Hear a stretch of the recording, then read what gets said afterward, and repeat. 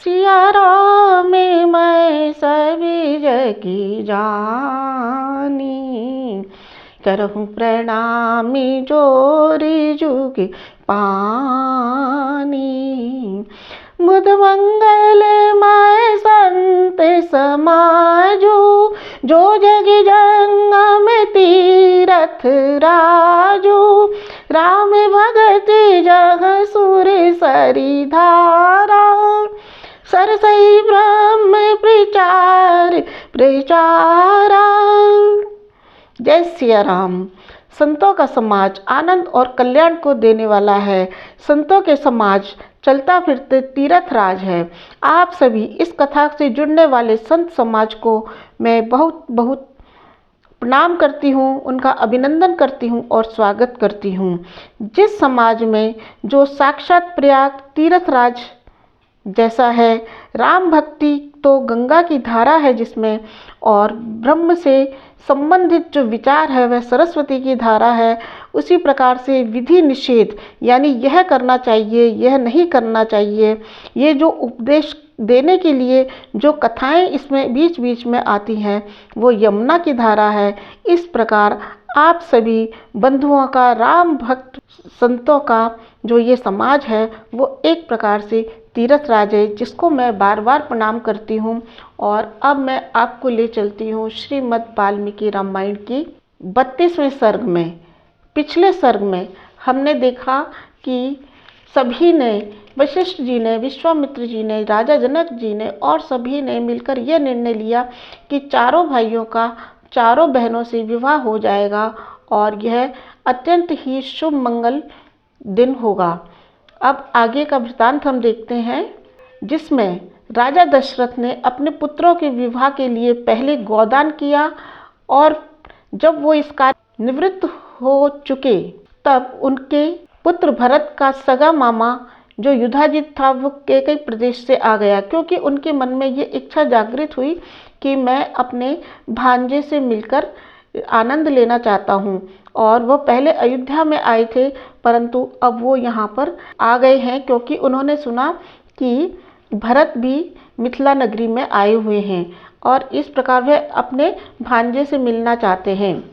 इसके पश्चात महाराज दशरथ अपने पुत्रों के साथ समस्त ऋषियों को आगे करके नित्य कर्म करने के बाद यज्ञशाला में पहुँचे और यज्ञशाला में पहुँचने के बाद उन्होंने वशिष्ठ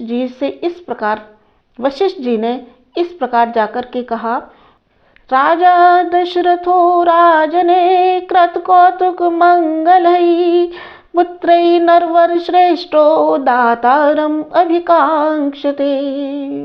कि हे राजन, श्रेष्ठ महाराज दशरथ अपने पुत्रों का वैवाहिक सूत्र बंधन में बांधने के लिए जो उससे पहले मंगलाचार्य का कार्य होता है उसको संपन्न करके पधार चुके हैं, और जो आप आदेश देंगे, दाता अगर आदेश दें तो हम उसकी प्रतीक्षा कर रहे हैं। इस पर महाराज दशरथ कहते हैं, कह स्थित प्रतिहारों में कस्याज्ञाम संप्रतीक्षते, कि कौन सा यहाँ पर पहरेदार खड़ा है, किसकी आज्ञा की प्रतीक्षा हो रही है। स्वगृह को विचारो अस्ति, कि अपने घर में किस प्रकार का विचार है। यथा राज्यम इदम तव, क्योंकि यह जनकपुरी जैसे मेरा राज्य है वैसे आपका ही है, इसलिए सारे मंगल कार्य जो विवाह से पूर्ण किए जाते हैं समाप्त हो चुके हैं। मेरी पुत्रियां यज्ञ वेदी पर आ बैठी हैं और प्रज्वलित अग्नि की शिखा के समान प्रकाशित हो रही हैं, और इस समय मैं भी अपने कार्यों को पूर्ण करके आपकी प्रतीक्षा में बैठा हुआ हूँ, आप विलंब किस लिए कर रहे हैं। इस तरह के वचन सुन करके सभी वशिष्ठ जी के साथ अंदर आ गए और इस प्रकार कहा कि बहुत अच्छा, और अब कार्य प्रारंभ किया जाए। तब इसके बाद विवाह मंडप के मध्य भाग में विधि पूर्वक वेदी बनाई गई, गंध तथा फूलों के द्वारा उसे चारों ओर से बहुत सुंदर तरीके से सजाया गया। बहुत सी स्वर्ण पालिकाएं, अंकुरों से युक्त चित्रित कलश, अंकुर जमाए हुए सकोरे, धूम्र पात्र, शंख पात्र, श्रुवा, श्रुक, अर्धे, पूजन आदि का सभी सामान वहाँ पर यथास्थान रख दिया गया और फिर वेदी के चारों ओर बिछाकर मंत्रोच्चारण करते समय अग्नि का स्थापन किया गया। और जब अग्नि का स्थापन कर दिया गया तो चारों तरफ चारों पुत्र और चारों वधुएं बैठी हुई थी और वो बैठी हुई बहुत सुंदर दिखाई दे रही थी। उसी समय आभूषणों से सजी हुई सीता को लेकर के राजा जनक जी ने इस प्रकार कहा। मित्रों, साथियों, सीता जी के सौंदर्य को लेकर के तुलसीदास जी ने जो कहा है उन पंक्तियों को मैं आपके सामने, उन चौपाइयों को मैं आपके सामने रखना चाहती हूँ। गिरा मुखर तने अरग भवानी, गिरा मुखर तने अरधि भवानी, रति अति दुखित अतनुपति जानी, विश्वारुणी बंधु प्रिय जेहि, कहई रमा सम किमि वेदेहि। सीता के सौंदर्य का वर्णन करते हुए तुलसीदास जी ने कुछ इस प्रकार लिखा है कि सीता की तुलना किस देवी से की जाए, किस देवी से की जाए, सभी में कुछ ना कुछ दोष है। कि गिरा मुखर, सरस्वती तो बहुत बोलती है और जो भवानी जी हैं वो आधे तन वाली है, आधा तन उनका शंकर भगवान में है, और जो रति है वो अपने पति के बिना ही दुखी है, और जो लक्ष्मी जी हैं उनके भाई विष और अमृत जैसे हैं। तो इनकी उपमा तो सीता से दी ही नहीं जा सकती। फिर आगे उन्होंने कहा है जो कि बहुत ही सुंदर है, जो छवि सुधा परम निधि होई, परम रूप में कच्छप सोई, शोभा रज मंद्रु सिंगारू, मथे पान पंकज निज मारू, यही विधि उपजे लक्ष्य जब सुंदरता मूल।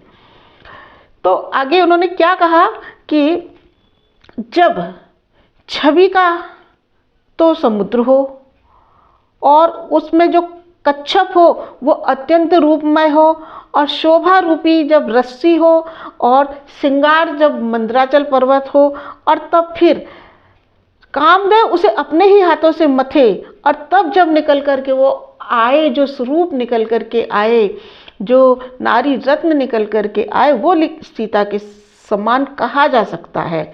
इस प्रकार उन्होंने दी है। परंतु यहाँ पर वाल्मीकि जी ने कुछ इस तरह से ही लिख दिया है कि सर्वाभरण भूषिताम, कि सर्व प्रकार के आभूषणों से सुंदर। और बीच बीच में कई जगह सीता के सौंदर्य के शब्द आएंगे, वर्णन आएंगे, उन्हें हम लेते हुए चलेंगे। परंतु ये मुझे बहुत प्रासंगिक लगा कि मैं इस चित्र को आपके सामने रख सकूं। तो राजा जनक ने सीता जी को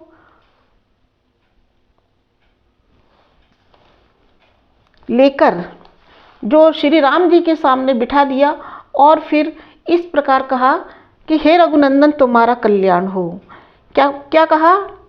अब्रवीत जन को राजा कौशल्या आनंद वर्धनम, इयम सीता में मम सुता सहधर्म चरिता। कि कौशल्या का आनंद बढ़ाने वाले राम से इस प्रकार कहा जनक जी ने कि हे रघुनंदन तुम्हारा कल्याण हो, यह मेरी पुत्री सीता तुम्हारी सहधर्मिणी के रूप में उपस्थित है, यानी तुम्हारी पत्नी के रूप में यहाँ बैठी हुई है, इसे स्वीकार करिए, इसका हाथ अपने हाथों में ले लीजिए, और यह परम पवित्र है, पतिव्रता है, सौभाग्यवती है और छाया की भांति सदैव तुम्हारे साथ रहेगी। ऐसा कहकर के जनक जी ने श्री राम के हाथ में मंत्र से पवित्र हुआ संकल्प जल छोड़ दिया। उस समय समस्त देवताओं ने और ऋषियों ने जनक जी के लिए साधुवाद, अत्यंत उत्तम, बहुत उत्तम, इस प्रकार के शब्द कहे। देवताओं ने नगाड़े बजाए, आकाश से पुष्पों की भारी वर्षा होने लगी। मंत्र और संकल्प के द्वारा अपनी पुत्री सीता का दान करके हर्षमग्न होकर के फिर जनक जी ने लक्ष्मण से कहा, लक्ष्मण तुम्हारा कल्याण हो, मैं अपनी पुत्री उर्मिला को तुम्हारी सेवा में दे रहा हूँ, तुम इसे स्वीकार करो, अपने हाथ में इनका हाथ लो, इसमें विलंब नहीं होना चाहिए। और फिर इसके बाद उन्होंने भरत जी से कहा कि भरत जी आप भी मांडवी का हाथ अपने हाथ में ले लो। और अंत में शत्रुघ्न जी को संबोधित करके कहा कि हे महाबाहो, तुम अपने हाथ से श्रुति कीर्ति का पानी ग्रहण करो। तुम चारों भाई अत्यंत शांत स्वभाव के हो। तुम सबने उत्तम व्रत का भली भांति से आचरण किया है। अब चारों भाई अपनी पत्नियों से संयुक्त हो जाओ, इस कार्य में विलंब नहीं होना चाहिए। उसके बाद इन वचनों को सुनकर के वशिष्ठ जी की सम्मति से महामनस्वी राजकुमारों ने अपनी अपनी पत्नी के साथ अग्नि, वेदी, राजा दशरथ और ऋषि मुनियों की परिक्रमाएं की। वेदोक्त विधि के अनुसार से वैवाहिक कार्य संपन्न हो गया। उस समय दिव्य दुंदुभियों की गंभीर ध्वनि, दिव्य गीतों के मनोहर शब्द, दिव्य वाद्यों की मधुर घोष से झुंड की झुंड अप्सराएं नृत्य करने लगी, गंधर्व मधुर गीत गाने लगे और रघुवंशी राजकुमारों के विवाह में वह अद्भुत दृश्य दिखाई देने लगा। और इस प्रकार सब अपने अपने जनवासी में इस आनंद के पूर्ण होने पर चले गए। अब यहाँ से 74वां सर्ग प्रारंभ होता है।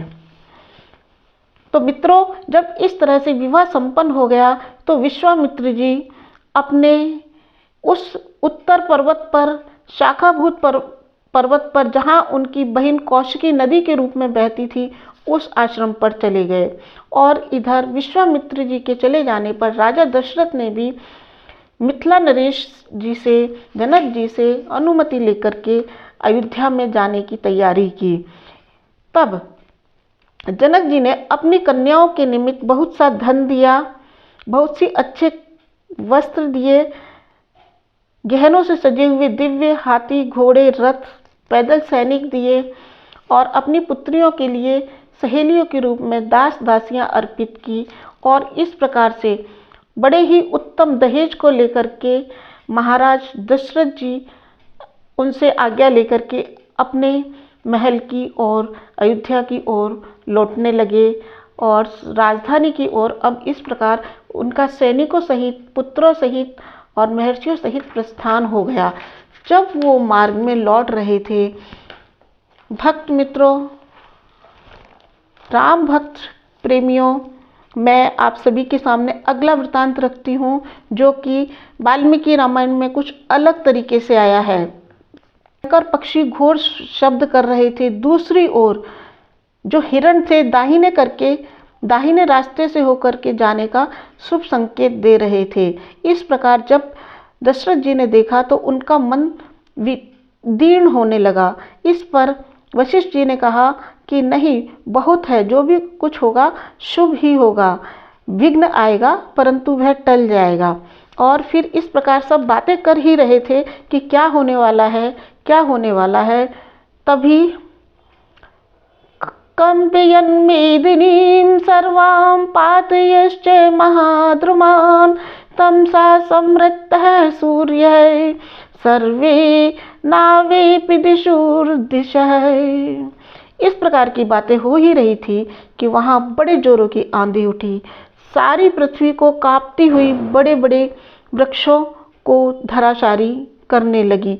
वह वायु पृथ्वी को कपाते हुए बड़े बड़े वृक्षों को गिराने लगी और सूर्य अंधकार से भर गया, यानी उसके सामने अंधकार आ गया। किसी को दिशाओं का पता नहीं चल रहा था।